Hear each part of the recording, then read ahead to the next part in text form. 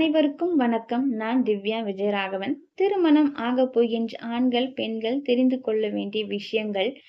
மனமொத்த தம்பதியராக நீண்ட காலம் இன்பமாக வாழ இந்த விஷயங்கள ஃபாலோ பண்ணுங்க. இருமனம் இணைவதுதான் திருமணம் பெரியவங்க சொல்லியிருக்காங்க. 2 மனங்கள் இணைந்தாதான் அந்த வாழ்க்கை மிகவும் மகிழ்ச்சியாக இருக்கும். குடு இன்பம். 2 மனங்களுமே என்ன குடுக்கணுமா? இன்பத்த குடுக்கணும். இன்பத்த குடுத்தாதான் அந்த குடு இன்பம். குடும்பமா இன்பமா வாழ முடியும். திருமணத்திற்கு முன்னாடி பார்த்தீங்கன்னா, ஒரு ஆணுக்கோ, ஒரு பெண்ணுக்கோ பெரிய அளவுல எந்த ஒரு ரெஸ்பான்சிபிலிட்டியுமே இருக்காது. அம்மா, அப்பா அரவணைப்புல இருக்கிறப்போ, அவங்களே எல்லா விஷயத்தையுமே பார்த்துப்பாங்க. நம்ம பெருசா எந்த விஷயத்தையும் தலையில போட்டுக்க மாட்டோம். அதே நம்ப ஒரு திருமண வாழ்க்கையில என்டர் ஆகும்போது, நமக்கான ரெஸ்பான்சிபிலிட்டி கொஞ்சம் கொஞ்சமா வர ஆரம்பிக்கும். அத நம்ம கண்டிப்பா ஏத்துக்கிட்டு தான் ஆகணும். நம்மளும் அடுத்ததா ஒரு பேரண்ட்ஸா ஆகப் போறோம்னா, நமக்கான சில பொறுப்புகள ஏத்து அதன்படி நம்ம நடந்தா தான் நம்மளோட வாழ்க்கை மிகவும் அழகா இருக்கும்.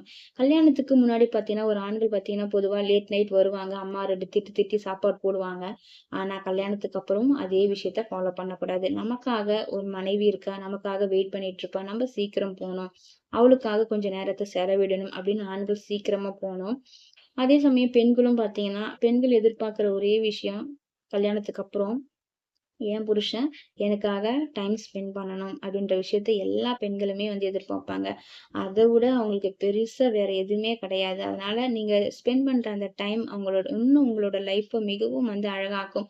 உங்களுக்குள்ள இருக்கிற புரிதல இன்னும் மேம்படுத்தும். உங்களோட லைஃப் அழகாக வச்சிருக்கும் அது. அடுத்து பார்த்தீங்கன்னா, கல்யாணத்துக்கு தயாராக ஆணோ, பெண்ணோ பார்த்தீங்கன்னா, நெறைய எதிர்பார்ப்பு இருக்கும். அவங்களோட லைஃப் பார்ட்னர் பத்தின எதிர்பார்ப்பு அதிகமா இருக்கும். அவங்க அப்படி இருக்கணும், இப்படி இருக்கணும். நீங்க எப்படி எதிர்பார்க்குறீங்கன்றது விஷயமே கிடையாது. அவங்க கிட்ட நீங்க எதிர்பார்க்கின்ற ஒரே விஷயம் அன்பாகத்தான் இருக்கணும். நீங்க அன்ப மட்டுமே எதிர்பாருங்க. நான் என்னோட லைஃப் பார்ட்னர் என் மேல ரொம்ப அன்பா இருக்கணும், பாசமா இருக்கணும். நீங்க எத எதிர்பார்க்குறீங்களோ, அதையே குடுக்கவும் ட்ரை பண்ணுங்க. இந்த விஷயத்த நீங்க அன்ப மட்டுமே குடுத்தீங்கன்னா, அந்த அன்பு உங்களுக்கு பல மடங்கு பார்த்தீங்கன்னா, நீங்க எதிர்பார்க்காத பல விஷயங்கள உங்களுக்கு கொடுக்கும். நீங்க உங்களுக்குள்ள இருக்கிற நேரத்துல நீங்க உங்கள பத்தி மட்டுமே பேசுங்க. தனிமையில அதிக நேரம் திருமணத்துக்கு பிறகு உங்களுக்காக ஒதுக்குங்க. அதிகமா வெளியிடங்களுக்கு தனிமையா போயிட்டு வாங்க. அப்பதான் உங்கள பத்தின புரிதல் உங்களுக்கு அதிகமா கிடைக்கும். ஒருத்தர் பத்தி ஒருத்தர் நல்லா புரிஞ்சுக்க ட்ரை பண்ணுங்க. எந்த விஷயத்துக்காகவும் சண்டை போடாதீங்க. எனக்காக என் கணவர் அத செய்யல, என் மனைவி இத செய்யல, என்ன புரிஞ்சுக்கல அப்படின்னு சின்ன சின்ன விஷயங்களுக்கெல்லாம் சண்டை போடாதீங்க. ஈகோ பார்க்காதீங்க. முதல்ல உங்கள நல்லா புரிஞ்சுக்கங்க. புரிஞ்சுக்க எந்த அளவுக்கு உங்களுக்குள்ள புரிதல் இருக்குதோ, அந்த அளவுக்கு உங்களோட காதல் அதிகமாகும். உங்களுக்குள்ள இருக்கிற அன்பு அதிகமாக இருக்கும். நீங்க உங்களுக்காக அதிக நேரத்த செலவிடுங்க. அந்த நேரத்திலும் உங்கள பத்தியும், உங்களோட லைஃப் எப்படி நம்ம அத எடுத்துட்டு போலாம்ன்றத பத்தியும், உங்க ஃப்யூச்சர்ல குழந்தை பெத்துக்க போறத பத்தியும், அந்த குழந்தைகள வளர்த்து ஆகலாக்கறது, உங்களோட வாழ்க்கை இன்னும் மகிழ்ச்சியாக்க என்னலாம் பண்ணலான்றத பத்தியும், உங்களோட லைஃப் பத்தின பாசிட்டிவான விஷயங்களையும், இன்பமாக்கக்கூடிய விஷயங்கள மட்டுமே பேசுங்க. அந்த நேரத்தில கூட குறை சொல்றத தவிருங்க. உங்க அம்மா, அப்பா அப்படி, உன்னோட அண்ணன், தம்பி இப்படி, உன்னோட அக்கா, தங்கச்சி இப்படின்னு ஒரு ஃபேமிலிய பத்தி இன்னொரு ஃபேமிலி நம்ம குறை சொன்னோம்னா, கண்டிப்பா அது மனஸ்தாபங்கள ஏற்படுத்தும். நம்ம அம்மா, அப்பாவ நம்மகிட்டயே யாராச்சும் குறை சொல்றாங்கன்னா, நம்மளால பொறுத்துக்க முடியுமோ, அதே போல தான் மத்தவங்களும் இருப்பாங்க. அதனால குறை சொல்றத முதல்ல தவிருங்க.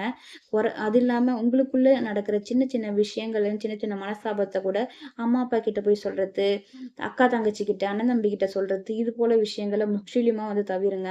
எந்த ஒரு விஷயத்தையும் உங்களுக்குள்ளேயே பேசி தீர்த்துக்க ட்ரை பண்ணுங்க. எந்த சண்டையா இருந்தாலும் அன்னைக்கு நைட்லயே அந்த சண்டை முடிஞ்சிடணும். அந்த விஷயத்த உங்க மத்தவங்க கிட்ட சொல்லி அந்த விஷயத்த ரொம்ப பெருசாக்க ட்ரை பண்ணாதீங்க. அம்மா, அப்பாவே இருந்தா கூட ஒரு கணவன் மனைவிக்குள்ள அவங்க 3வது பெர்சனா தான் இருப்பாங்க அவங்களே. அதனால 3 பெர்சன் கிட்ட நமக்கான விஷயங்கள சொல்லாதீங்க. ஒரு சின்ன சின்ன விஷயங்களுக்கும் கோச்சுக்கிட்டு சண்டை போடுறது அது போல விஷயங்கள்லாம் தயவு செய்து செய்யாதீங்க. ஒருத்தர் முடிஞ்ச அளவுக்கு புரிஞ்சுக்க ட்ரை பண்ணுங்க. தப்பே நீங்க பண்ணலனா கூட, அன்னைக்கு நைட்டே பரவால்ல நான் தான் தப்பு பண்ணிட்டேன். சாரிப்பான்னு கேட்கறதுல எந்த ஒரு தவறுமே கிடையாது. அவங்களும் என்ன சொல்லுவாங்க, சரி நான் தான் தப்பு பண்ணிட்டேன். பரவால்லப்பா சாரின்னு சொல்லிட்டு அன்னைக்கே சமாதானம் ஆயிறது தான் நல்லது. வாழ்க்கைக்கு மிகவும் நல்லது. ஈகோவே பார்க்காதீங்க தயவுசெய்து. நான் தப்பே பண்ணல. நான் சாரி கேட்கணும் அப்படின்னு நினைக்காதீங்க. அப்படி நினைச்சீங்கன்னா, அந்த சண்டை பெருசாகிட்டே தான் போகும். சண்டைய முடிக்கணும்னு நினைச்சீங்கன்னா, தப்பே பண்ணலனா கூட பரவால்ல. சாரி கேட்டுருங்க. அப்பதான் உங்களோட வாழ்க்கை மகிழ்ச்சியை நோக்கி வந்து போகும். அடுத்து பார்த்தீங்கன்னா, நெறைய பேருக்கு உள்ள வர பிரச்சனையே வந்து பணம் சம்மந்தப்பட்ட பிரச்சனை தான் வரதுக்கு சான்சஸ் இருக்கு. அதனால எந்த ஒரு கணவனும், மனைவியும் அவங்களோட வாங்குற சம்பளத்த முழுமையா சொல்லுங்க. ஒரு கணவன் தன் மனைவி கிட்ட நான் எவ்வளோ சம்பாதிக்கின்ற கண்டிப்பா வந்து சொல்லியே ஆவணும். அப்படி சொன்னா தான் ஒரு மனைவிக்கு தெரியும். நான் கணவன் வந்து இவ்வளோ தான் சம்பாதிக்கிறாரு. அதுக்கு ஏத்தது போல நான் குடும்பத்த நடத்தணுன்றது அவங்களுக்கு கண்டிப்பா வந்து தெரியும். நீங்க சொல்லலன்னா அவங்களுக்கு தெரியாது. அவங்க இஷ்டத்துக்கு அவங்க கண்டபடி வந்து செலவு பண்ணுவாங்க. அப்ப ஃபினான்ஷியலா ப்ராப்ளம் வரதுக்கு சான்சஸ் இருக்கு.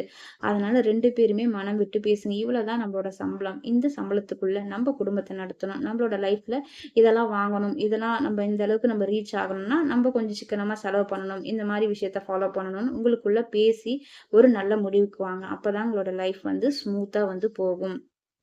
அடுத்து பார்த்தீங்கன்னா, சின்ன சின்ன விஷயங்கள கூட பாராட்டுங்க கண்டிப்பா. உங்க மனைவி ஏதாச்சும் ஒரு சமையல் பண்ணியிருக்கலாம் உங்களுக்காக.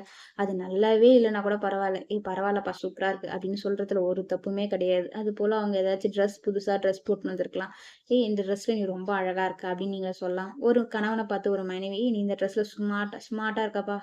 ரொம்ப அழகா இருக்கப்பா" அப்படின்னு சொல்லலாம். சின்ன சின்ன விஷயங்கள், சின்ன சின்ன பொய்கள் கூட ஒரு காதல்ல வந்து ஒரு அன்ப கொடுக்கும். அது நமக்கு ரொம்ப சந்தோஷத்தையும் கொடுக்கும். நம்மளோட இல்லற வாழ்க்கைக்கு மிகவும் மகிழ்ச்சிய வந்து கொடுக்கும். சின்ன சின்ன விஷயங்கள், நல்ல விஷயங்கள, சந்தோஷமான விஷயங்கள மட்டுமே பேசுங்க. தேவையில்லாத விஷயங்கள்ல போயிட்டு, உங்களோட ஒரு அழகான அந்த தருணத்தெல்லாம் வந்து கெடுத்துக்காதீங்க. ஒரு திருமணமான புதிதுல இந்த மாரி சின்ன சின்ன விஷயங்கள நீங்க ஃபாலோ பண்ண சொல்ல, அது மேலும் உங்களோட வாழ்க்கைய இன்னும் இன்னும் இன்னும் அழகா கொண்டுட்டு போகும். உங்களோட லைஃப் வந்து மிகவும் மகிழ்ச்சியா வரதுக்கு இந்த விஷயங்கள்லாம் கண்டிப்பா ஃபாலோ பண்ணுங்க. உங்களோட திருமண வாழ்க்கை வெற்றியடைய வாழ்த்துக்கள். நன்றி. இந்த தகவல் பிடித்திருந்தா லைக் பண்ணுங்க, ஷேர் பண்ணுங்க, சப்ஸ்கிரைப் பண்ணுங்க. நன்றி.